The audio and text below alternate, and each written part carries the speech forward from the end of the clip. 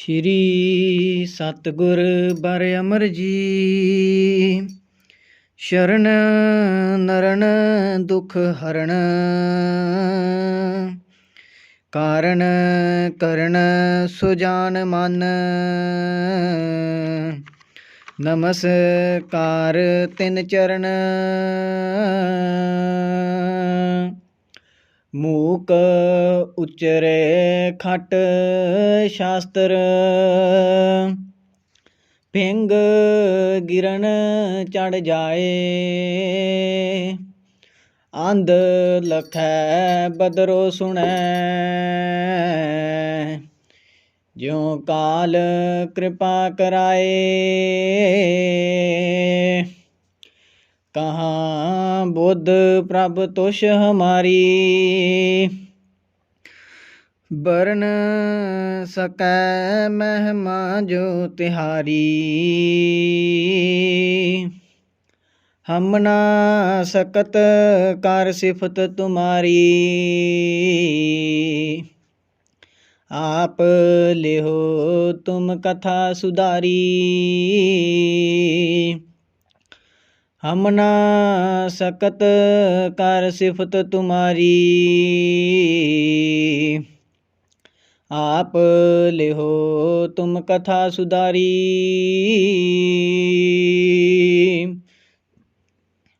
ਸਤਨਾਮ ਸ਼੍ਰੀ ਵਾਹਿਗੁਰੂ ਸਾਹਿਬ ਜੀ। ਸੋਰਠ ਮਹਿਲਾ ਤੀਜਾ। ਘਰ ਪਹਿਲਾ। ਇਕ ਓੰਕਾਰ ਸਤਿਗੁਰ ਪ੍ਰਸਾਦ, ਸੇਵਕ ਸੇਵ ਕਰੈ ਸਭ ਤੇਰੀ। ਜਿਨ ਸ਼ਬਦੈ ਸਾਧਾਇਆ, ਗੁਰ ਕਿਰਪਾ ਤੇ ਨਿਰਮਲ ਹੋਆ। ਜਿਨ ਵਿਚੋਂ ਆਪ ਗਵਾਇਆ, ਸੇਵਕ ਸੇਵ ਕਰੈ ਸਭ ਤੇਰੀ। ਜਿਨ ਸ਼ਬਦੈ ਸਾਧਾਇਆ, ਗੁਰ ਕਿਰਪਾ ਤੇ ਨਿਰਮਲ ਹੋਆ। ਜਿਨ ਵਿਚੋਂ ਆਪ ਗਵਾਇਆ।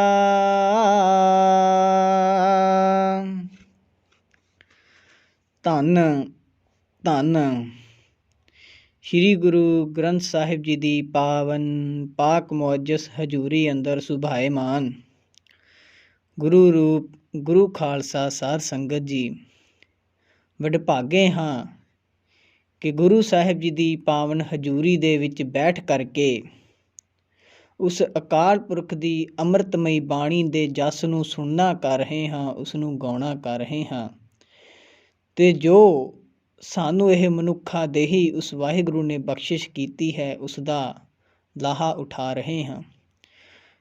ਕਿਉਂਕਿ ਵੱਡੇ ਭਾਗਾਂ ਦੇ ਨਾਲ ਹੀ ਸਾਨੂੰ ਉਹ ਪ੍ਰਭੂ ਪ੍ਰਾਪਤ ਹੁੰਦਾ ਹੈ, ਉਸ ਦੇ ਨਾਲ ਨੇੜਤਾ ਮਿਲਦੀ ਹੈ। ਅਤੇ ਉਸ ਅਕਾਲ ਪੁਰਖ ਦੀ ਜੇਕਰ ਅਸੀਂ ਸੇਵਾ ਕਰਾਂਗੇ ਤਾਂ ਸਾਡੇ ਜੋ ਵਿਕਾਰ ਹਨ ਇਹ ਸਭ ਦੂਰ ਹੋ ਜਾਂਦੇ ਹਨ। ਗੁਰਬਾਣੀ ਦੇ ਵਿੱਚ ਅਸੀਂ ਸਭ ਹੀ ਪੜ੍ਹਦੇ ਹਾਂ, ਵੱਡੇ ਭਾਗ ਭੇਟੇ ਗੁਰਦੇਵਾ, ਕੋਟ ਅਪਰਾਧ ਮਿਟੈ ਹਰ ਸੇਵਾ। ਕਿ ਵੱਡੇ ਭਾਗਾਂ ਦੇ ਨਾਲ ਉਸ ਗੁਰੂ ਦੇ ਨਾਲ ਨੇੜਤਾ ਪ੍ਰਾਪਤ ਹੁੰਦੀ ਹੈ। ਸਾਡੇ ਕਰੋੜਾਂ ਅਪਰਾਧ, ਕੋਟ ਅਪਰਾਧ ਜੋ ਹਨ ਪ੍ਰਭੂ ਦੀ ਸੇਵਾ ਕਰਨ ਦੇ ਨਾਲ ਦੂਰ ਹੋ ਜਾਂਦੇ ਹਨ, ਮਿਟ ਜਾਂਦੇ ਹਨ। ਸਤ ਸੰਗਤ ਕਰਦੇ ਹਾਂ, ਕਿਉਂਕਿ ਬਿਨਾਂ ਭਾਗਾਂ ਤੋਂ ਸਤ ਸੰਗਤ ਵੀ ਪ੍ਰਾਪਤ ਨਹੀਂ ਹੁੰਦੀ। ਅਤੇ ਜਿਤਨੀ ਦੇਰ ਤੱਕ ਅਸੀਂ ਸਤ ਸੰਗਤ ਨਹੀਂ ਕਰਦੇ, ਉਤਨੀ ਦੇਰ ਤੱਕ ਸਾਡੇ ਮਨ ਨੂੰ ਜੋ ਵਿਕਾਰਾਂ ਦੀ ਮੈਲ ਲੱਗੀ ਹੈ ਉਹ ਦੂਰ ਵੀ ਨਹੀਂ ਹੁੰਦੀ। ਵਿਣ ਭਾਗਾਂ ਸਤ ਸੰਗ ਨਾ ਲੱਭੈ, ਬਿਨ ਸੰਗਤ ਮੈਲ ਭਰੀਜੈ ਜੀਉ। ਸਭ ਪੜ੍ਹਦੇ ਹਾਂ, ਇਸ ਨੂੰ ਸਮਝਣਾ ਵੀ ਕਰੀਏ ਕਿ ਹਾਂ, ਸਤ ਸੰਗਤ ਤੋਂ ਬਿਨਾਂ ਹੋਰ ਕੋਈ ਐਸੀ ਜਗ੍ਹਾ ਨਹੀਂ ਜਿੱਥੇ ਅਸੀਂ ਬੈਠ ਕਰਕੇ ਆਪਣੇ ਮਨ ਨੂੰ ਲੱਗੀ ਹੋਈ ਇਹ ਮੈਲ, ਵਿਕਾਰਾਂ ਦੀ ਮੈਲ, ਹਉਮੈ ਦੀ ਮੈਲ, ਲੋਭ ਦੀ ਮੈਲ ਅਸੀਂ ਉਤਾਰ ਸਕਦੇ ਹਾਂ। ਕਿਉਂਕਿ ਨਾਮ ਰੂਪੀ ਸਾਬਣ ਦੁਆਰਾ ਹੀ ਇਹ ਮੈਲ ਧੋਤੀ ਜਾ ਸਕਦੀ ਹੈ। ਗੁਰਬਾਣੀ ਦੇ ਵਿੱਚ ਪੜ੍ਹਦੇ ਹਾਂ, ਭਰੀਐ ਮਤ ਪਾਪਾਂ ਕੈ ਸੰਗ, ਉਹ ਧੋਪੈ ਨਾ ਵਹਿ ਕੈ ਰੰਗ। ਨਾਂ ਦੇ ਰੰਗ ਦੇ ਨਾਲ ਅਸੀਂ ਜੋ ਪਾਪ ਕਰਦੇ ਹਾਂ, ਜੋ ਸਾਡੇ ਮਨ ਨੂੰ ਮੈਲ ਲੱਗੀ ਹੈ, ਉਹ ਧੋਤੀ ਜਾ ਸਕਦੀ ਹੈ ਨਾਮ ਰੂਪੀ ਸਾਬਣ ਦੇ ਦੁਆਰਾ। ਕਿਉਂਕਿ ਕੱਪੜਿਆਂ ਨੂੰ ਲੱਗੀ ਮਲ, ਸਰੀਰ ਨੂੰ ਲੱਗੀ ਮਲ, ਜੋ ਗੰਦਗੀ ਲੱਗੀ ਹੈ, ਉਹ ਅਸੀਂ ਸਾਬਣ ਦੇ ਨਾਲ, ਪਾਣੀ ਦੇ ਨਾਲ ਸਾਫ਼ ਕਰ ਸਕਦੇ ਹਾਂ। ਪਰ ਮਨ ਨੂੰ ਲੱਗੀ ਮੈਲ ਕੇਵਲ ਨਾਮ ਰੂਪੀ ਸਾਬਣ ਦੇ ਦੁਆਰਾ ਹੀ ਅਸੀਂ ਸਾਫ਼ ਕਰ ਸਕਦੇ ਹਾਂ। ਰੋਜ਼ਾਨਾ ਜੋ ਲੜੀਵਾਰ ਕਥਾ ਚੱਲਦੀ ਹੈ, ਉਸੇ ਹੀ ਪ੍ਰਥਾਏ ਜੋ ਅੱਜ ਗੁਰੂ ਸਾਹਿਬ ਜੀ ਦਾ ਹੁਕਮ ਆਇਆ ਹੈ, ਉਸ ਦੀ ਵਿਚਾਰ ਦੇ ਨਾਲ ਜੁੜਨਾ ਕਰੀਏ। ਵਿਚਾਰਾਂ ਦੀ ਆਰੰਭਤਾ ਤੋਂ ਪਹਿਲਾਂ ਗੁਰਮਰਿਆਦਾ ਨੂੰ ਸਨਮੁਖ ਰੱਖਦੇ ਹੋਏ ਗੁਰੂ ਸਾਹਿਬ ਜੀ ਦੀ ਬਖਸ਼ੀ ਹੋਈ ਫਤਿਹ ਨੂੰ ਗਜਾਉਣਾ ਕਰੀਏ। ਵਾਹਿਗੁਰੂ ਜੀ ਕਾ ਖਾਲਸਾ, ਵਾਹਿਗੁਰੂ ਜੀ ਕੀ ਫਤਿਹ। ਸੋਰਠ ਮਹਿਲਾ ਤੀਜਾ। ਸੋਰਠ ਰਾਗ ਦਾ ਨਾਮ ਹੈ। ਸਾਹਿਬ ਸ੍ਰੀ ਗੁਰੂ ਗ੍ਰੰਥ ਸਾਹਿਬ ਜੀ ਦੇ ਵਿੱਚ ਕੁੱਲ ਮੁੱਖ 31 ਰਾਗ ਦਰਜ ਹਨ, ਜਿਨ੍ਹਾਂ ਦੇ ਵਿੱਚੋਂ ਸੋਰਠ ਰਾਗ 9ਵੇਂ ਨੰਬਰ ਉੱਪਰ ਸੁਭਾਏਮਾਨ ਹੈ। ਸੋਰਠ ਜੋ ਰਾਗ ਹੈ, ਜਿਸ ਨੂੰ ਰਾਗਣੀ ਵੀ ਆਖਦੇ ਹਾਂ, ਇਹ ਸੌਰਾਸ਼ਟਰ ਦੇਸ਼ ਦੀ ਉਪਜ ਹੈ। ਆਖਦੇ ਹਨ ਕਿ ਸੋਰਠ ਰਾਗਣੀ ਦਾ ਬੀਜਾ ਨਾਮੀ ਇੱਕ ਸੁੰਦਰ ਵਿਅਕਤੀ ਦੇ ਨਾਲ ਪ੍ਰੇਮ ਪੈ ਗਿਆ, ਜਿਸ ਕਾਰਨ ਇਹਨਾਂ ਦੋਵਾਂ ਦਾ ਜੋ ਪ੍ਰਸੰਗ ਹੈ, ਜੋ ਪ੍ਰੇਮ ਹੈ, ਜੋ ਗਾਥਾ ਹੈ, ਉਹ ਹੀਰ ਰਾਂਝੇ ਦੇ ਵਾਂਗ ਪ੍ਰਸਿੱਧ ਹੋ ਗਈ, ਪ੍ਰਚਲਿਤ ਹੋ ਗਈ। ਤਾਂ ਇਸ ਰਾਗਣੀ ਨੂੰ ਗੁਰੂ ਸਾਹਿਬ ਜੀ ਨੇ ਗੁਰੂ ਗ੍ਰੰਥ ਸਾਹਿਬ ਜੀ ਵਿੱਚ ਦਰਜ ਕਰ ਦਿੱਤਾ। ਸੋਰਠ ਰਾਗਣੀ ਹੈ। ਅਸੀਂ ਸਭ ਗੁਰਬਾਣੀ ਦੇ ਵਿੱਚ ਹੀ ਪੜ੍ਹਦੇ ਹਾਂ, ਖਸ਼ਟਮ ਮੇਘ ਰਾਗ ਬੈ ਗਾਵੇ, ਪੰਚੋ ਸੰਗ ਬੈਰੰਗਣ ਲਾਵੇ, ਸੋਰਠ ਗੌਂਡ ਮਲਾਰੀ ਧੁਣੀ, ਪੁੰਨ ਗਾਵੇ ਆਸਾ ਗੁਣਗੁਣੀ। ਸੋਰਠ ਬੀਜਾ ਗਾਵੀਐ, ਜਸ ਸੁਗੜਾ ਬਾਤੀ। ਸੋਰਠ ਸੋ ਰਸ ਪੀਜੀਐ, ਕਬਹੂ ਨਾ ਫੀਕਾ ਹੋਏ। ਪੜ੍ਹਦੇ ਹਾਂ ਸਮਝ ਵੀ ਲਈ ਕਿ ਗੁਰਬਾਣੀ ਨੂੰ ਜੇਕਰ ਅਸੀਂ ਕੇਵਲ ਪੜ੍ਹਨ ਤੱਕ ਸੀਮਤ ਰਹਿ ਜਾਵਾਂਗੇ, ਕੁਛ ਪ੍ਰਾਪਤ ਨਹੀਂ ਹੋਵੇਗਾ। ਜੇਕਰ ਇਸ ਨੂੰ ਸਮਝਣਾ ਕਰਾਂਗੇ ਤਾਂ ਸਭ ਕੁਝ ਸਾਨੂੰ ਮਿਲੇਗਾ, ਪਰ ਸਮਝਣਾ ਹੈ। ਜੇਕਰ ਅਸੀਂ ਸਮਝਾਂਗੇ ਨਹੀਂ ਤਾਂ ਸਾਨੂੰ ਕੁਛ ਲਾਭ ਪ੍ਰਾਪਤ ਨਹੀਂ ਹੋਵੇਗਾ। ਇਸ ਲਈ ਜਿੱਥੇ ਅਸੀਂ ਸ਼ਬਦ ਨੂੰ ਸੁਣਦੇ ਹਾਂ, ਉੱਥੇ ਨਾਲੇ ਹੀ ਇਸ ਨੂੰ ਸਮਝਣਾ ਵੀ ਕਰੀਏ। ਮਹੱਲੇ ਤੋਂ ਭਾਵ ਜਿਸ ਨੂੰ ਅਸੀਂ ਮਹਿਲਾ ਜਾਂ ਮਹਲ ਵੀ ਆਖ ਦਿੰਦੇ ਹਾਂ, ਇਸ ਦਾ ਭਾਵ ਹੈ ਸਰੀਰ ਤੋਂ, ਕਿ ਜਿਸ ਗੁਰੂ ਸਾਹਿਬਾਨ ਨੇ ਇਸ ਸ਼ਬਦ ਨੂੰ ਰਚਿਆ ਹੈ, ਇਸ ਸ਼ਬਦ ਨੂੰ ਉਚਾਰਨ ਕੀਤਾ ਹੈ। ਤੀਜੇ ਅੰਕ ਤੋਂ ਭਾਵ ਹੈ ਕਿ ਇਹ ਪਾਵਨ ਸ਼ਬਦ ਸ਼ਾਂਤੀ ਦੇ ਪੁੰਜ, ਸੇਵਾ ਦੇ ਪੁੰਜ, ਧੰਨ ਧੰਨ ਸਾਹਿਬ ਸ੍ਰੀ ਗੁਰੂ ਅਮਰਦਾਸ ਪਾਤਸ਼ਾਹ ਜੀ ਨੇ ਆਪਣੇ ਪਾਵਰ ਮੁਖਾਰ ਬਿੰਦ ਤੋਂ ਇਹ ਪਾਵਨ ਸ਼ਬਦ ਉਚਾਰਨ ਕੀਤਾ ਹੋਇਆ ਹੈ। ਘਰ ਪਹਿਲਾ। ਸਾਹਿਬ ਸ੍ਰੀ ਗੁਰੂ ਗ੍ਰੰਥ ਸਾਹਿਬ ਜੀ ਵਿੱਚ 17 ਘਰ ਦਰਜ ਹਨ, ਜੋ ਕਿ ਰਾਗੀ ਸਿੰਘਾਂ ਨੂੰ ਹਦਾਇਤ ਦਿੰਦੇ ਹਨ ਕਿ ਇਸ ਸ਼ਬਦ ਨੂੰ ਕਿਨਵੇਂ ਘਰ ਦੇ ਵਿੱਚ ਗਾਉਣਾ ਹੈ। ਇਹ ਘਰ ਰਾਗੀ ਸਿੰਘਾਂ ਲਈ ਹਨ ਕਿ ਉਹਨਾਂ ਨੂੰ ਧਿਆਨ ਰਹੇ ਕਿ ਉਹਨਾਂ ਨੇ ਕਿਸ ਘਰ ਦੇ ਵਿੱਚ ਇਸ ਸ਼ਬਦ ਨੂੰ ਗਾਇਨ ਕਰਨਾ ਹੈ, ਗਾਉਣਾ ਕਰਨਾ ਹੈ। ਇਸ ਲਈ ਘਰ ਪਹਿਲਾ ਜੋ ਦਰਜ ਹੈ, ਉਸ ਦਾ ਮਤਲਬ ਹੈ ਕਿ ਇਸ ਸ਼ਬਦ ਨੂੰ ਘਰ ਪਹਿਲੇ ਦੇ ਵਿੱਚ ਗਾਇਨ ਕਰਨਾ ਹੈ। ਇੱਕ ਓੰਕਾਰ ਸਤਿ ਗੁਰ ਪ੍ਰਸਾਦ। ਇੱਕ ਓੰਕਾਰ, ਜਿਸ ਨੂੰ ਅਸੀਂ ਸਭ ਇਤਨਾ ਸਮਝਦੇ ਹਾਂ ਕਿ ਹਾਂ ਪਰਮਾਤਮਾ ਇੱਕ ਹੈ। ਉਹ ਤੇ ਕੇਵਲ ਇੱਕ ਲਖਾਇਕ ਜੋ ਹੈ, ਇੱਕ ਗਿਣਤੀ ਦਾ ਇੱਕ ਲਿਖਿਆ ਹੈ ਕਿ ਪਰਮਾਤਮਾ ਇੱਕ ਹੈ, ਤਾਂ ਕਿ ਸਾਨੂੰ ਮਨੁੱਖਾਂ ਨੂੰ, ਸੰਸਾਰਕ ਜੀਵਾਂ ਨੂੰ ਇਹ ਭੁਲੇਖਾ ਨਾ ਰਹੇ ਕਿ ਹਿੰਦੂਆਂ ਦਾ ਪਰਮਾਤਮਾ ਕੋਈ ਹੋਰ ਹੈ, ਮੁਸਲਮਾਨਾਂ ਦਾ ਅੱਲਾ ਕੋਈ ਹੋਰ ਹੈ, ਈਸਾਈਆਂ ਦਾ ਗੋਡ ਕੋਈ ਹੋਰ ਹੈ। ਇਸ ਲਈ ਗੁਰੂ ਸਾਹਿਬ ਨੇ ਇੱਕ ਲਿਖਿਆ ਹੈ ਕਿ ਸਾਰਿਆਂ ਦਾ ਮਾਲਕ ਇੱਕ ਹੈ, ਵਾਹਿਗੁਰੂ ਪਰਮਾਤਮਾ ਇੱਕ ਹੈ। ਇਹ ਸਾਨੂੰ ਹਦਾਇਤ ਕਰਨ ਲਈ ਗੁਰੂ ਸਾਹਿਬ ਜੀ ਨੇ ਨਿਸ਼ਾਨੀ ਦਿੱਤੀ ਹੈ ਕਿ ਅਸੀਂ ਸਮਝ ਜਾਈਏ ਕਿ ਪਰਮਾਤਮਾ ਦੇ ਕੇਵਲ ਨਾਮ ਹੀ ਵੱਖ ਹਨ, ਪਰ ਜੋਤ ਸਦੀਵੀ ਇੱਕ ਹੈ। ਅਸੀਂ ਸਾਹਿਬ ਸ਼੍ਰੀ ਗੁਰੂ ਨਾਨਕ ਦੇਵ ਜੀ ਤੋਂ ਲੈ ਕਰਕੇ 10ਵੇਂ ਪਾਤਸ਼ਾਹ ਸਾਹਿਬ ਸ਼੍ਰੀ ਗੁਰੂ ਗੋਬਿੰਦ ਸਿੰਘ ਜੀ ਸਾਹਿਬ ਤੱਕ 10 ਗੁਰੂਆਂ ਦੇ ਨਾਮ ਲੈਂਦੇ ਹਾਂ, ਪਰ ਇੱਕ ਹੀ ਗੱਲ ਆਖਦੇ ਹਾਂ ਕਿ ਸਰੀਰ ਬਦਲਿਆ ਹੈ, ਜੋਤ ਉਹੀ ਹੈ। ਉਸੇ ਤਰ੍ਹਾਂ ਉਸ ਅਕਾਲ ਪੁਰਖ ਦੇ ਕੇਵਲ ਨਾਮ ਹੀ ਬਦਲੇ ਹਨ, ਜੋਤ ਕੇਵਲ ਇੱਕ ਹੀ ਹੈ। ਜਿਸ ਤਰ੍ਹਾਂ ਅਸੀਂ ਪਾਣੀ ਦੇ ਕਿੰਨੇ ਵੀ ਨਾਮ ਬਦਲ ਦਈਏ, ਕਾਰਜ ਸੇਮ ਰਹਿੰਦਾ ਹੈ, ਪਾਣੀ ਸੇਮ ਰਹਿੰਦਾ ਹੈ। ਉਸ ਦਾ ਕਾਰਜ ਹੈ ਪਿਆਸ ਬੁਝਾਉਣਾ, ਉਸਨੇ ਪਿਆਸ ਹੀ ਬੁਝਾਉਣੀ ਹੈ। ਪਾਣੀ ਦੇ ਨਾਮ ਕਿਤਨੇ ਵੀ ਅਸੀਂ ਬਦਲ ਦਈਏ, ਚਾਹੇ ਵਾਟਰ ਕਹਿ ਲਈਏ, ਚਾਹੇ ਜਲ ਕਹਿ ਲਈਏ, ਉਸੇ ਤਰ੍ਹਾਂ ਇਹ ਜੋ ਇੱਕ ਹੈ ਉਸ ਪਰਮਾਤਮਾ ਦੇ ਲਈ ਲਿਖਿਆ ਹੋਇਆ ਹੈ ਕਿ ਪ੍ਰਭੂ ਪਤੀ ਇੱਕ ਹੈ। ਓੰਕਾਰ, ਓੰਕਾਰ ਤੋਂ ਭਾਵ ਜੋ ਉਸ ਅਕਾਲ ਪੁਰਖ ਦੀ ਆਕਾਰ ਮਕਾਰ ਸਕਾਰ ਸਥਿਤੀ ਦਾ ਲਖਾਇਕ ਹੈ। ਆਕਾਰ ਭਾਵ ਜਿਸ ਨੇ ਇਸ ਸ੍ਰਿਸ਼ਟੀ ਦੀ ਰਚਨਾ ਕੀਤੀ ਹੈ, ਸਾਕਾਰ ਭਾਵ ਜੋ ਇਸ ਨੂੰ ਪਾਲ ਰਿਹਾ ਹੈ, ਅਤੇ ਮਕਾਰ ਭਾਵ ਜੋ ਇਸ ਨੂੰ ਨਾਸ਼ ਕਰਨ ਦੇ ਵਿੱਚ ਵੀ ਆਪ ਹੀ ਜੋ ਹੈ ਪੂਰਨ ਰੂਪ ਦੇ ਵਿੱਚ ਸਮਰੱਥ ਹੈ। ਹੋਰ ਕੋਈ ਨਹੀਂ ਜੋ ਇਸ ਸ੍ਰਿਸ਼ਟੀ ਨੂੰ ਖਹਿ ਕਰ ਸਕਦਾ ਹੈ, ਕੇਵਲ ਉਹ ਪ੍ਰਭੂ ਹੀ ਹੈ, ਜਿਸ ਨੂੰ ਅਸੀਂ ਹਿੰਦੂ ਧਰਮ ਦੇ ਵਿੱਚ ਬ੍ਰਹਮਾ ਵਿਸ਼ਨੂੰ ਮਹੇਸ਼ ਆਖ ਦਿੰਦੇ ਹਾਂ। ਬ੍ਰਹਮਾ ਭਾਵ ਉਤਪਤੀ ਕਰਨ ਵਾਲਾ, ਵਿਸ਼ਨੂੰ ਭਾਵ ਪਾਲਣਾ ਕਰਨ ਵਾਲਾ, ਅਤੇ ਸ਼ਿਵ ਜੀ ਭਗਵਾਨ ਜੋ ਕਿ ਮਹਾਕਾਲ ਹਨ। ਓਂਕਾਰ ਬ੍ਰਹਮ ਦਾ ਵਾਚਕ ਸ਼ਬਦ ਹੈ। ਬ੍ਰਹਮ ਭਾਵ ਜਿਸ ਨੂੰ ਅਸੀਂ ਦੇਖ ਨਹੀਂ ਸਕਦੇ, ਉਸ ਦਾ ਇਹ ਲਖਾਇਕ ਹੈ।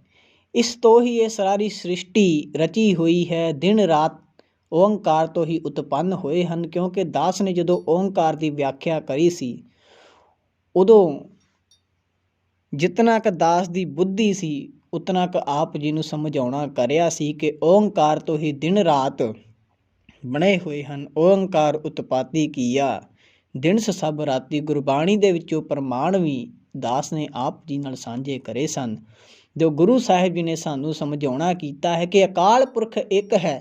ਉਹੀ ਹੈ ਜਿਸ ਨੇ ਸਾਰੀ ਸ੍ਰਿਸ਼ਟੀ ਦੀ ਰਚਨਾ ਕੀਤੀ ਹੈ, ਅਤੇ ਜੇਕਰ ਅਸੀਂ ਉਸ ਨੂੰ ਪਾਉਣਾ ਚਾਹੁੰਦੇ ਹਾਂ ਤਾਂ ਸਤਿਗੁਰ ਪ੍ਰਸਾਦ ਉਸ ਸੱਚੇ ਗੁਰੂ ਦੀ ਜੋ ਸਰਬ ਕਲਾ ਸਮਰੱਥ ਹੈ, ਉਸ ਦੀ ਕਿਰਪਾ ਦੇ ਦੁਆਰਾ ਹੀ ਪਾਇਆ ਜਾ ਸਕਦਾ ਹੈ।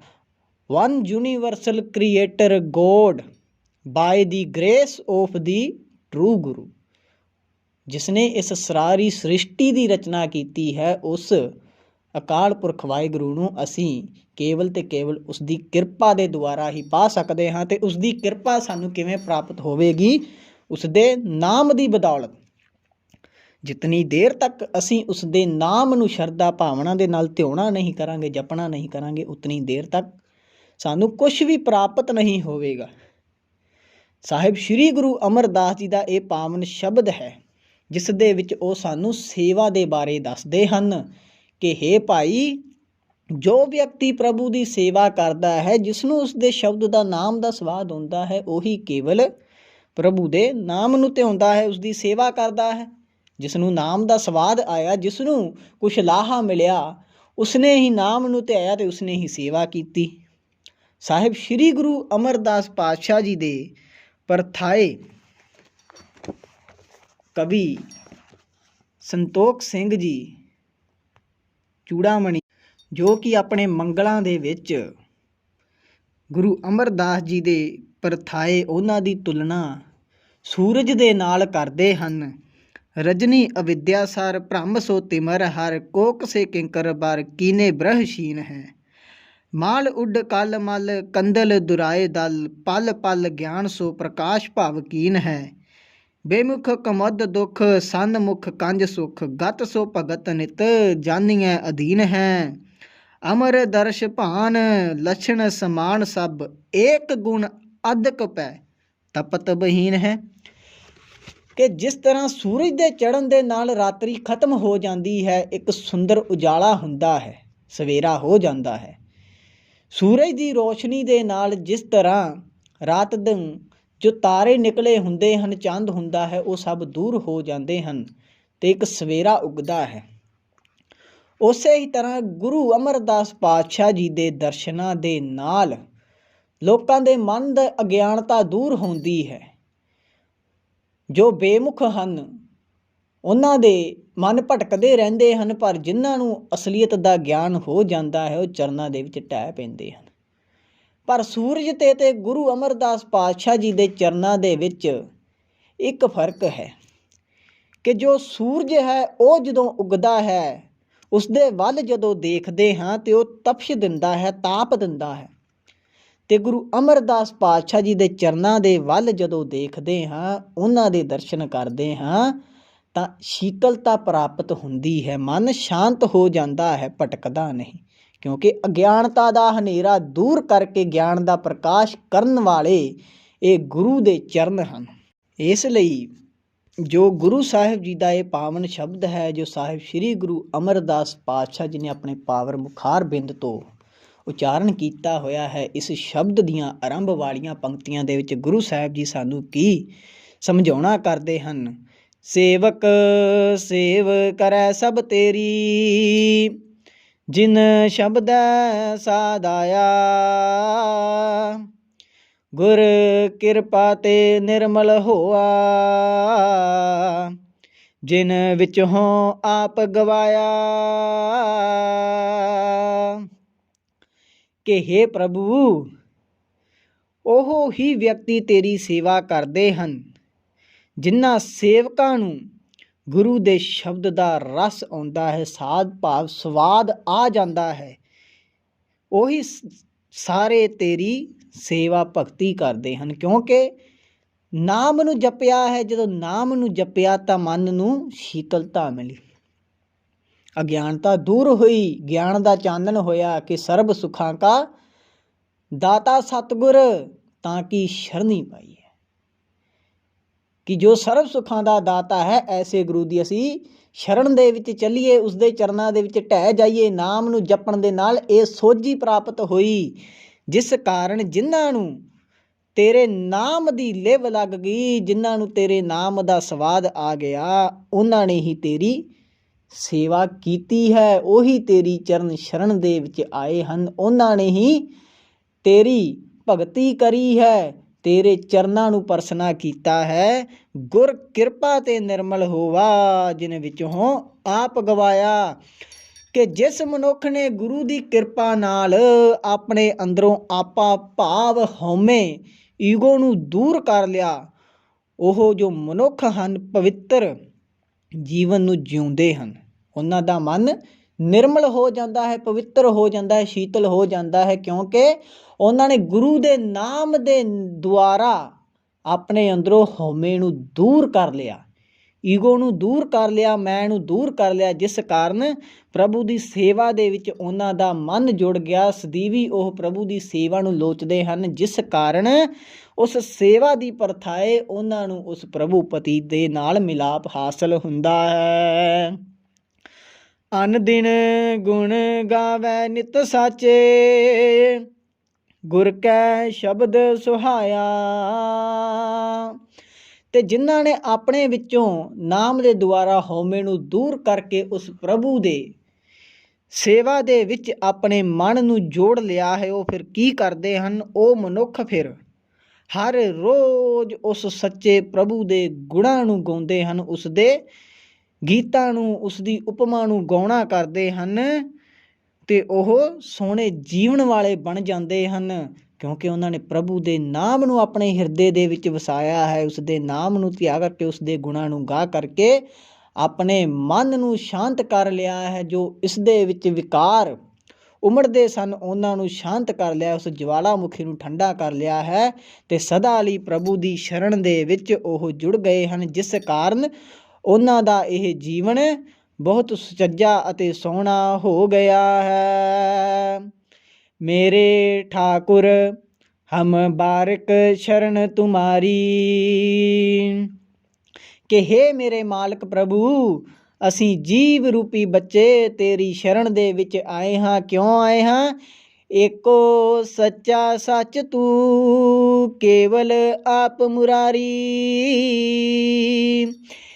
ਕਿਉਂਕਿ ਇਸ ਜਹਾਨ ਦੇ ਉੱਤੇ, ਇਸ ਸ੍ਰਿਸ਼ਟੀ ਦੇ ਉੱਤੇ, ਕਾਇਨਾਤ ਦੇ ਉੱਤੇ ਇੱਕ ਤੂੰ ਹੀ ਹੈ ਜੋ ਕੇਵਲ ਸੱਚ ਹੈ, ਸਦਾ ਥਿਰ ਕਾਇਮ ਰਹਿਣ ਵਾਲਾ ਹੈ। ਬਾਕੀ ਸਭ ਇਸ ਸ੍ਰਿਸ਼ਟੀ ਦੇ ਉੱਤੇ ਝੂਠਾ ਹੈ, ਜਿਸ ਕਾਰਨ ਅਸੀਂ ਜੀਵ ਰੂਪੀ ਬੱਚੇ ਪ੍ਰਭੂ ਤੇਰੀ ਸ਼ਰਨ ਦੇ ਵਿੱਚ ਆਏ ਹਾਂ। ਰਹਾਉ। ਗੁਰੂ ਜੀ ਠਹਿਰਾਓ ਦਾ ਵਿਸ਼ਰਾਮ ਦਿੰਦੇ ਹਨ ਕਿ ਹੇ ਭਾਈ, ਇਸ ਪੰਕਤੀ ਨੂੰ ਸੰਪੂਰਨ ਤੌਰ 'ਤੇ ਸਮਝ ਲੈ, ਕਿਉਂਕਿ ਸੰਪੂਰਨ ਸ਼ਬਦ ਦਾ ਕੇਂਦਰੀ ਭਾਵ ਜੋ ਹੈ ਰਹਾਓ ਵਾਲੀ ਪੰਕਤੀ ਦੇ ਵਿੱਚ ਹੈ। ਤੂੰ ਇਸ ਨੂੰ ਚੰਗੀ ਤਰ੍ਹਾਂ ਸਮਝ ਲੈ ਅਤੇ ਇਸ ਬੇਸ ਦੇ ਉੱਤੇ ਆਪਣੇ ਜੀਵਨ ਨੂੰ, ਇਸ ਪੰਕਤੀ ਦੇ ਆਧਾਰ 'ਤੇ ਆਪਣੇ ਜੀਵਨ ਨੂੰ ਜਿਉਣਾ ਕਰ। ਉਸ ਪ੍ਰਭੂ ਦੀ ਚਰਨ ਸ਼ਰਨ ਦੇ ਵਿੱਚ ਜੁੜ ਜਾ। ਜਾਗਤ ਰਹੇ ਤਿਨੀ ਪ੍ਰਭ ਪਾਇਆ, ਸ਼ਬਦੇ ਹਉਮੈ ਮਾਰੀ। ਕਿ ਉਹੀ ਮਨੁੱਖ ਗ੍ਰਸਤੀ ਦੇ ਵਿੱਚ ਰਹਿੰਦੇ ਹੋਏ ਵੀ ਜਾਗਦੇ ਹਨ, ਮਾਇਆ ਦੇ ਮੋਹ ਤੋਂ ਨਿਰਲੇਪ ਰਹਿੰਦੇ ਹਨ, ਸੁਚੇਤ ਰਹਿੰਦੇ ਹਨ, ਜਿਨ੍ਹਾਂ ਨੇ ਆਪਣੇ ਅੰਦਰੋਂ ਸ਼ਬਦ ਦੇ ਦੁਆਰਾ ਹਉਮੈ ਨੂੰ ਮੁਕਾ ਲਿਆ ਹੈ। ਜਾਗਤ ਰਹੇ ਤਿਨੀ ਪ੍ਰਭ ਪਾਇਆ, ਸ਼ਬਦੇ ਹਉਮੈ ਮਾਰੀ।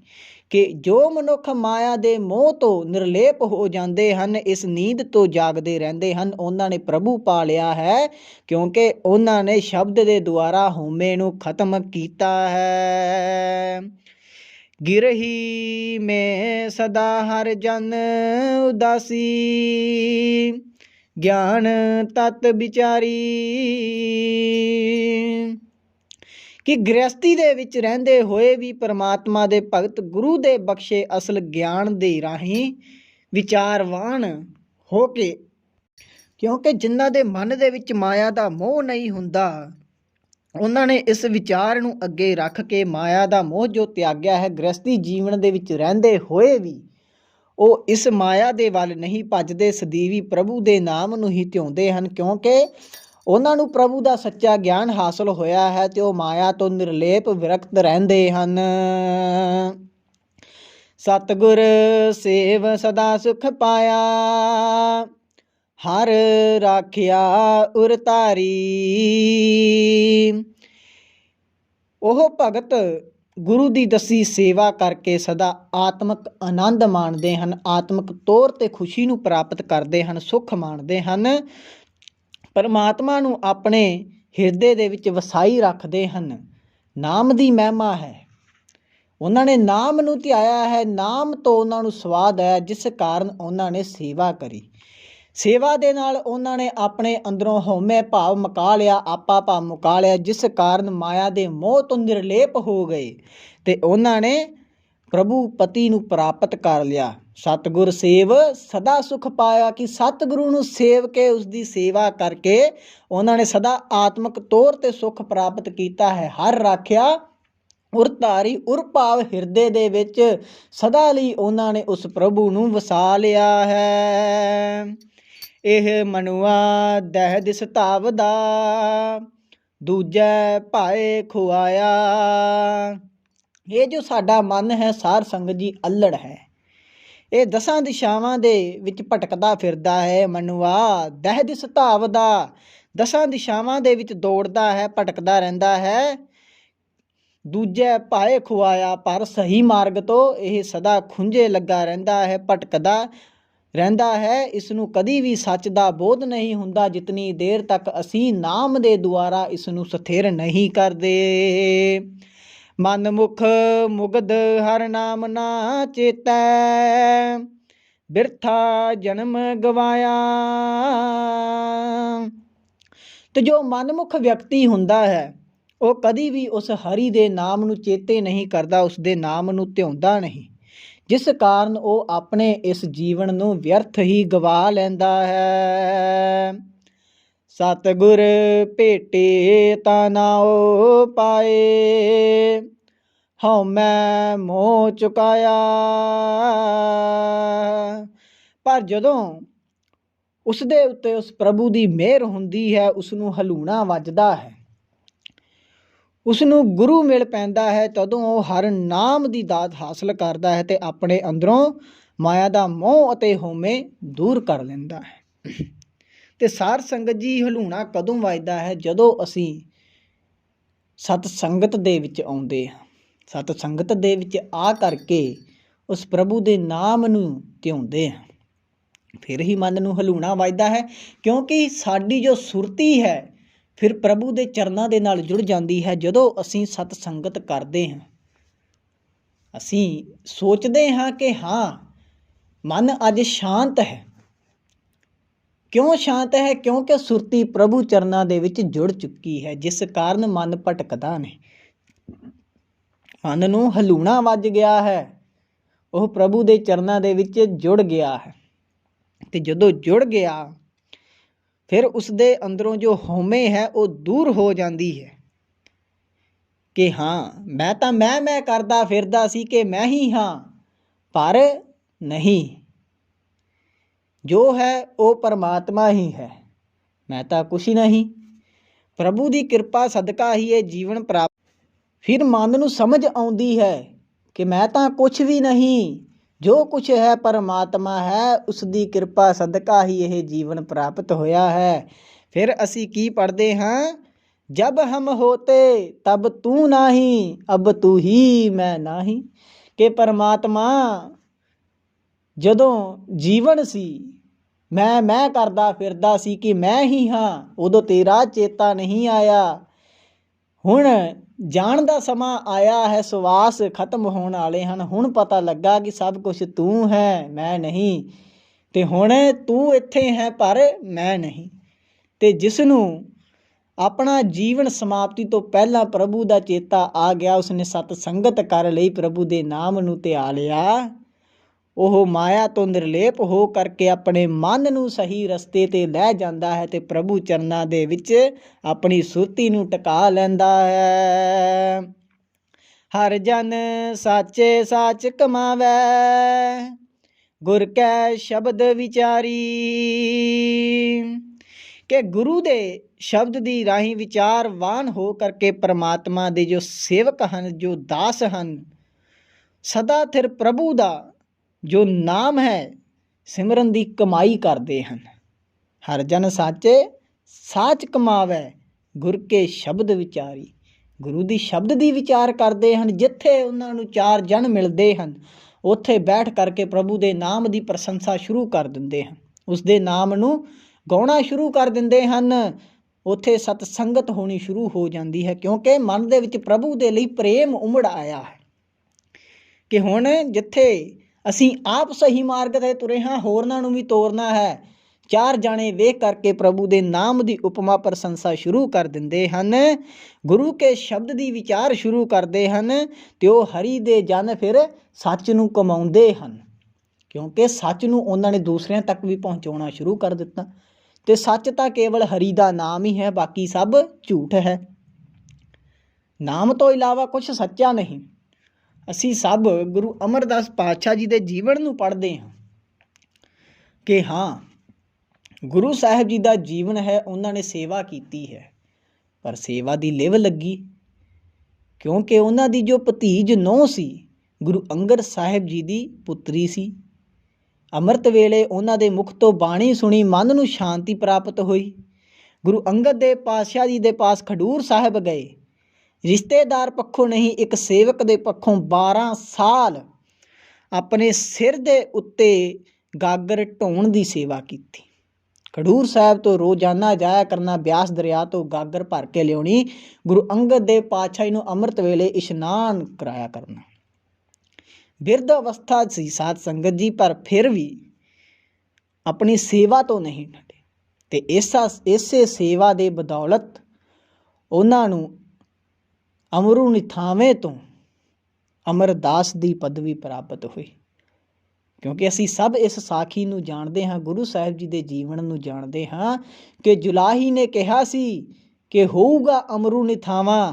ਜਦੋਂ ਉਹਨਾਂ ਦੀ ਕੁੱਲੀ ਦੇ ਬਾਹਰ ਹਨੇਰ ਝੱਖੜ ਹੋਣ ਦੇ ਕਰਕੇ ਗੁਰੂ ਸਾਹਿਬ ਜੀ ਨੂੰ ਠੁੱਡਾ ਲੱਗਾ ਸੀ ਤੇ ਉਹ ਗਿਰ ਗਏ ਸਨ। ਰਾਤਰੀ ਦਾ ਸਮਾਂ ਸੀ, ਜੁਲਾਹੀ ਨੇ ਕਿਹਾ ਸੀ ਕਿ ਹੋਊਗਾ ਅਮਰੂ ਨਿਥਾਵਾਂ, ਉਸ ਨੂੰ ਨਿਥਾਵਾਂ ਕਿਹਾ ਸੀ। ਉਸਨੇ ਗੁਰੂ ਸਾਹਿਬ ਜੀ ਨੂੰ ਨਿਥਾਵਾਂ ਕਿਹਾ ਸੀ, ਪਰ ਗੁਰੂ ਅੰਗਦ ਦੇਵ ਮਹਾਰਾਜ ਜੀ ਨੇ ਫਿਰ ਆਪਣੇ ਸੀਨੇ ਦੇ ਨਾਲ ਲਾ ਕਰਕੇ ਨਿਥਾਵਿਆਂ ਦਾ ਥਾਂ, ਨਿਤਾਣਿਆਂ ਦਾ ਤਾਣ, ਨਿਓਟਿਆਂ ਦੀ ਓਟ ਨੇ, ਆਸਰਿਆਂ ਦਾ ਆਸਰਾ, ਨਿਧਰਿਆਂ ਦੀ ਧਿਰ ਨੇ, ਗੱਤਿਆਂ ਦੀ ਗੱਤ ਨੇ, ਪੱਤਿਆਂ ਦੀ ਪੱਤ ਵਰਗੇ ਵਰ ਦੇ ਦਿੱਤੇ। ਕਿਤਨੀ ਬਖਸ਼ਿਸ਼ ਹੋਈ, ਕਿਤਨੀ ਰਹਿਮਤ ਹੋਈ। ਇੱਕ ਸੇਵਾ ਦੇ ਬਦੌਲਤ, ਸਹਿਜ ਦੇ ਬਦੌਲਤ।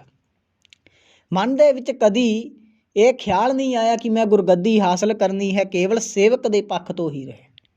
ਪਰ ਸਾਡੇ ਵਿੱਚ ਜੇਕਰ ਇਹ ਭਾਵਨਾ ਆ ਜਾਵੇ ਤੇ ਅਸੀਂ ਵੀ ਸਭ ਕੁਝ ਧਾਰਨ ਕਰ ਸਕਦੇ ਹਾਂ, ਸਭ ਕੁਝ ਪ੍ਰਾਪਤ ਕਰ ਸਕਦੇ ਹਾਂ। ਧਾਰਨ ਕਰਨਾ ਹੈ ਪ੍ਰਭੂ ਦੇ ਨਾਮ ਨੂੰ, ਵਿਚਾਰ ਕਰਨੀ ਹੈ ਪ੍ਰਭੂ ਦੇ ਨਾਮ ਦੀ, ਕੁਝ ਹਾਸਲ ਕਰਨਾ ਹੈ ਤਾਂ ਪ੍ਰਭੂ ਦੇ ਨਾਲ ਨੇੜਤਾ, ਹੋਰ ਕੁਛ ਨਹੀਂ। ਗੁਰੂ ਦੇ ਸ਼ਬਦ ਦੀ ਵਿਚਾਰ ਕਰਦੇ ਹਨ ਤੇ ਹਰੀ ਦਿਓ ਸੱਚੇ ਜਨ ਸਦੀਵੀ ਸੱਚ ਨੂੰ ਕਮਾਉਂਦੇ ਹਨ। ਆਪੇ ਮੇਲ ਲਏ ਪ੍ਰਭ ਸਾਚੈ, ਸਾਚ ਰੱਖਿਆ ਉਰ ਧਾਰੀ। ਕਿ ਹਰੀ ਪਰਮਾਤਮਾ ਉਹਨਾਂ ਨੂੰ ਆਪਣੇ ਨਾਲ ਮੇਲ ਲੈਂਦਾ ਹੈ, ਆਪਣੇ ਨਾਲ ਉਹਨਾਂ ਦਾ ਮਿਲਾਪ ਕਰਾ ਲੈਂਦਾ ਹੈ, ਜਿਨ੍ਹਾਂ ਨੇ ਆਪਣੇ ਹਿਰਦੇ ਦੇ ਵਿੱਚ ਸੱਚ ਨੂੰ ਸਦੀਵੀ ਥਾਂ ਦਿੱਤੀ ਹੈ, ਜਿਨ੍ਹਾਂ ਨੇ ਆਪਣੇ ਹਿਰਦੇ ਦੇ ਵਿੱਚ ਸੱਚ ਨੂੰ ਧਾਰਨ ਕੀਤਾ ਹੈ। ਭਾਵ ਜਿਨ੍ਹਾਂ ਨੇ ਨਾਮ ਨੂੰ ਧਿਆਉਣਾ ਕੀਤਾ ਹੈ, ਐਸੇ ਜੀਵਾਂ ਨੂੰ ਪ੍ਰਭੂ ਆਪਣੇ ਨਾਲ ਮਿਲਾ ਲੈਂਦਾ ਹੈ।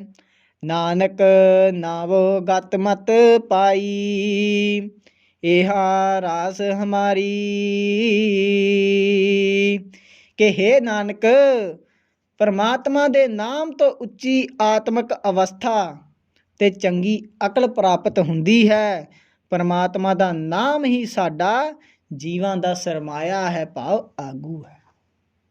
ਇਹੀ ਸਾਡੀ ਰਾਸ ਹੈ, ਅਸੀਂ ਇਹੀ ਪ੍ਰਾਪਤ ਕਰਨਾ ਹੈ। ਇਸ ਜਹਾਨ ਤੇ ਆਏ ਹਾਂ ਪ੍ਰਭੂ ਦੇ ਨਾਮ ਨੂੰ ਧਿਆਉਣ, ਉਸ ਦੇ ਨਾਮ ਦੀ ਪ੍ਰਸ਼ੰਸਾ ਕਰ, ਤਾਂ ਕਿ ਨਾਮ ਦੇ ਬਦੌਲਤ ਅਸੀਂ ਪ੍ਰਭੂ ਨੂੰ ਪਾ ਸਕੀਏ। ਸੇਵਾ ਕਰਦੇ ਹਾਂ, ਪਰ ਕਿਸ ਭਾਵਨਾ ਦੇ ਨਾਲ? ਗੁਰੂ ਦੇ ਦਰ ਤੇ ਆਏ ਹਾਂ, ਸੋਚਦੇ ਹਾਂ ਕਿ ਅੱਜ ਸੇਵਾ ਕਰਨੀ ਹੈ, ਭਾਂਡਿਆਂ ਦੀ ਸੇਵਾ ਕਰਾਂਗੇ, ਝਾੜੂ ਦੀ ਸੇਵਾ ਕਰਾਂਗੇ, ਪੱਖਾ ਚੱਲਣ ਦੀ ਸੇਵਾ ਕਰਾਂਗੇ, ਪਰ ਨਾਲ ਹੀ ਮਨ ਦੇ ਵਿੱਚ ਵੀ ਵਿਚਾਰ ਹੁੰਦੀ ਹੈ ਕਿ ਪ੍ਰਭੂ ਸੇਵਾ ਤਾਂ ਮੈਂ ਤੇਰੀ ਕਰ ਰਿਹਾ ਹਾਂ, ਪਰ ਮੇਰਾ ਕਾਰਜ ਸਫਲ ਕਰ ਦੇ। ਧਨ ਦੌਲਤ ਮੰਗ ਲਈ, ਆਪਣੇ ਲਈ ਸ਼ੋਹਰਤ ਮੰਗ ਲਈ, ਕੋਠੀਆਂ ਕਾਰਾਂ ਮੰਗ ਲਈਆਂ, ਤਾਂ ਇਹ ਸੇਵਾ ਕਿੱਥੇ ਸਫਲ ਹੋਵੇਗੀ? ਜਿਨ੍ਹਾਂ ਨੂੰ ਨਾਮ ਦਾ ਸਵਾਦ ਆ ਗਿਆ ਉਹ ਸੇਵਾ ਕਰਦੇ ਹਨ, ਪਰ ਮਨ ਦੇ ਵਿੱਚ ਕੋਈ ਇੱਛਾ ਨਹੀਂ ਰੱਖਦੇ, ਕਿਉਂਕਿ ਗੁਰੂ ਉਹਨਾਂ ਦੇ ਮਨ ਦੇ ਵਿੱਚ ਇੱਛਾ ਆਉਣ ਹੀ ਨਹੀਂ ਦਿੰਦਾ। ਇੱਛਾ ਪਹਿਲਾਂ ਹੀ ਪੂਰਨ ਕਰ ਦਿੰਦਾ ਹੈ। ਫਿਰ ਪ੍ਰਭੂ ਜਾਣਦਾ ਹੈ ਕਿ ਮੇਰੇ ਸੇਵਕ ਨੂੰ ਕਿਸ ਚੀਜ਼ ਦੀ ਜ਼ਰੂਰਤ ਹੈ, ਉਸ ਨੂੰ ਮੰਗਣ ਦੀ ਜ਼ਰੂਰਤ ਨਹੀਂ ਪੈਂਦੀ। ਜੇਕਰ ਅਸੀਂ ਮੰਗ ਲਿਆ ਤਾਂ ਸਮਝ ਲਓ ਕਿ ਸਾਡੀ ਅਜੇ ਪ੍ਰਭੂ ਦੇ ਨਾਲ ਨੇੜਤਾ ਨਹੀਂ ਹੋਈ, ਸਾਡੀ ਸੇਵਾ ਸਫਲ ਨਹੀਂ ਹੋਈ। ਸੁਖਮਨੀ ਸਾਹਿਬ ਦੇ ਵਿੱਚ ਪੜ੍ਹਦੇ ਤਾਂ ਸਭ ਹਾਂ, ਸੇਵਾ ਕਰਤ ਹੋਏ ਨਹਿ ਕਾਮੀ, ਤਿਸ ਕੋ ਹੋਤ ਪ੍ਰਾਪਤ ਸੁਆਮੀ। ਜਿਨ੍ਹਾਂ ਨੇ ਨਿਸ਼ਕਾਮ ਭਾਵਨਾ ਦੇ ਨਾਲ ਸੇਵਾ ਕੀਤੀ ਹੈ, ਉਹਨਾਂ ਨੂੰ ਪ੍ਰਭੂ ਪਤੀ ਪ੍ਰਾਪਤ ਹੋਇਆ ਹੈ, ਉਹਨਾਂ ਨੂੰ ਸੁਆਮੀ ਪ੍ਰਾਪਤ ਹੋਇਆ ਹੈ, ਦੂਸਰਿਆਂ ਨੂੰ ਨਹੀਂ। ਕਿਉਂਕਿ ਅਸੀਂ ਗੁਰੂ ਘਰ ਦੇ ਵਿੱਚ ਅਖੰਡ ਪਾਠ ਜਾਂ ਪਾਠ ਦੀ ਆਰੰਭਤਾ ਕਰਾਈ, ਅਰਦਾਸ ਦੇ ਵਿੱਚ ਇਹ ਵੀ ਕਵਾ ਦਿੱਤਾ ਤੇ ਮਨ ਦੇ ਵਿੱਚ ਵੀ ਅਰਦਾਸਾਂ ਕਰਦੇ ਰਹੇ, ਪ੍ਰਭੂ ਮੇਰਾ ਕਾਰਜ ਹੋ ਜਾਵੇ, ਤੇਰੇ ਦਰ ਤੇ ਪਾਠ ਆਰੰਭ ਕੀਤਾ ਹੈ। ਗੁਰੂ ਨੇ ਸਾਨੂੰ ਲਾਲਚਾਂ 'ਚੋਂ ਬਾਹਰ ਕੱਢਿਆ ਹੈ, ਅਸੀਂ ਗੁਰੂ ਨੂੰ ਲਾਲਚਾਂ ਦੇ ਵਿੱਚ ਪਾ ਰਹੇ ਹਾਂ ਕਿ ਜੇਕਰ ਪ੍ਰਭੂ ਮੇਰਾ ਇਹ ਕਾਰਜ ਬਣ ਗਿਆ ਤਾਂ ਇੰਨੇ 1000 ਰੁਪਈਆ ਤੇਰੇ ਦਰ ਤੇ ਮੈਂ ਭੇਟਾ ਕਰਾਂਗਾ। ਜੇਕਰ ਮੇਰਾ ਬਾਹਰ ਦਾ ਵੀਜ਼ਾ ਲੱਗ ਗਿਆ ਤਾਂ ਮੈਂ ਅਖੰਡ ਪਾਠ ਕਰਾਵਾਂਗਾ। ਜੇਕਰ ਮੇਰਾ ਕਾਰਜ ਨੇਪਰੇ ਚੜ੍ਹ ਗਿਆ, ਮੇਰਾ ਘਰ ਕਾਟ ਬਣ ਗਿਆ, ਗੱਡੀਆਂ ਕਾਰਾਂ ਆ ਗਈਆਂ, ਤਾਂ ਮੈਂ ਰੁਮਾਲਾ ਸਾਹਿਬ, ਸੁੰਦਰ ਚਦੋਵਾ ਸਾਹਿਬ ਭੇਟਾ ਕਰਾਂਗਾ। ਗੁਰੂ ਨੂੰ ਲਾਲਚ ਦੇ ਰਹੇ ਹਾਂ ਕਿ ਸਾਡੇ ਕਾਰਜ ਕਰ ਦੇ। ਇਸ ਨਾਲੋਂ ਚੰਗਾ ਹੈ ਕਿ ਸੁਚੱਜੇ ਮਨ ਦੇ ਨਾਲ, ਭਾਵਨਾ ਦੇ ਨਾਲ ਜੇਕਰ ਅਸੀਂ ਗੁਰੂ ਦੇ ਨਾਮ ਨੂੰ ਧਿਆਈਏ, ਨਾਨਕ ਨਾਵੋ ਗਤ ਮਤ ਪਾਈ, ਕਿ ਜਿਨ੍ਹਾਂ ਨੇ ਨਾਮ ਨੂੰ ਧਿਆਇਆ ਹੈ ਉਹਨਾਂ ਦੀ ਜੋ ਹੈ ਆਤਮਿਕ ਅਵਸਥਾ ਉੱਚੀ ਹੋ ਜਾਂਦੀ ਹੈ, ਚੰਗੀ ਅਕਲ ਤੇ ਚੰਗੀ ਸ਼ਕਲ ਪ੍ਰਾਪਤ ਹੁੰਦੀ ਹੈ। ਸ਼ਕਲ ਕਿਉਂ ਚੰਗੀ ਹੋਣੀ ਚਾਹੀਦੀ ਹੈ? ਕਿਉਂਕਿ ਇੱਕ ਨੂਰ ਹੁੰਦਾ ਹੈ ਚਿਹਰੇ ਤੇ, ਜਿਹਨੇ ਪ੍ਰਭੂ ਦੇ ਨਾਮ ਨੂੰ ਧਿਆਇਆ ਹੈ। ਅਕਲ ਤਾਂ ਪ੍ਰਭੂ ਨੇ ਬਖਸ਼ੀ ਦੇਣੀ ਹੈ ਜਦੋਂ ਨਾਮ ਨੂੰ ਧਿਆਇਆ। ਇੱਕ ਚਿਹਰੇ ਤੇ ਨੂਰ ਆ ਜਾਂਦਾ ਹੈ, ਪਤਾ ਲੱਗਦਾ ਹੈ ਕਿ ਹਾਂ ਇਹ ਵਿਅਕਤੀ ਪ੍ਰਭੂ ਦੇ ਨਾਮ 'ਚ ਰਤਿਆ ਹੋਇਆ ਹੈ, ਕਿਸੇ ਦੀ ਨਿੰਦਿਆ ਚੁਗਲੀ ਨਹੀਂ ਕਰਦਾ, ਕਿਸੇ ਦੇ ਨਾਲ ਕੋਈ ਵਿਚਾਰ ਵਿਵਰਸ਼ ਨਹੀਂ ਕਰਦਾ ਕਿ ਹਾਂ ਉਹ ਵਿਅਕਤੀ ਮਾੜਾ ਹੈ ਜਾਂ ਉਹ ਮਾੜਾ ਹੈ। ਅਸੀਂ ਕੇਵਲ ਨਾਮ ਨੂੰ ਵਿਖਾਵੇ ਦੇ ਲਈ ਸਿਮਰਦੇ ਹਾਂ, ਸੇਵਾ ਵੀ ਵਿਖਾਵੇ ਦੇ ਲਈ ਕਰਦੇ ਹਾਂ ਕਿ ਹਾਂ ਅੰਮ੍ਰਿਤ ਵੇਲੇ ਉੱਠ ਕਰਕੇ ਗੁਰੂ ਘਰ ਜਾਵਾਂਗੇ, ਪ੍ਰਕਾਸ਼ ਦੀ ਸੇਵਾ ਕਰਾਂਗੇ, ਦੁਨੀਆ ਵੇਖੂਗੀ ਕਿ ਹਾਂ ਕਿਤਨਾ ਵੱਡਾ ਸੇਵਾਦਾਰ ਹੈ। ਗੁਰੂ ਘਰ ਦੇ ਵਿੱਚ ਸੇਵਾ ਵਿਖਾਵੇ ਲਈ ਨਹੀਂ ਹੋਣੀ ਚਾਹੀਦੀ।